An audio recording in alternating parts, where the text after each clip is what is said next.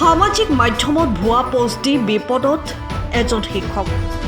শিক্ষকতাৰ দৰে এক পবিত্ৰ বৃত্তিত জড়িত যোৰহাটৰ বৰখুঙীয়া গাঁৱৰ এজন শিক্ষকে প্ৰায়ে সামাজিক মাধ্যমত বিভিন্ন ব্যক্তি অনুষ্ঠান আদিৰ বিৰুদ্ধে ভুৱা আৰু অপমানজনক পোষ্ট দি আহিছে।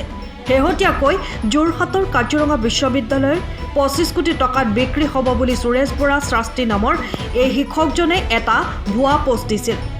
এই ভুৱা পোষ্ট দিয়া যোৰহাটৰ ৰৰৈয়া বায়ু সেনা বিদ্যালয়ৰ শিক্ষক সুৰেশ বৰা শাস্ত্ৰীৰ বিৰুদ্ধে কাজিৰঙা বিশ্ববিদ্যালয়ে স্থানীয় পুলিবৰ থানাত 3খনকৈ এজাহাৰ দাখিল কৰে। এই এজাহাৰৰ ভিত্তিত আজি পুৱতি নিশা আৰক্ষীয়ে শিক্ষক সুৰেশ বৰা শাস্ত্ৰীক আটক কৰিছে।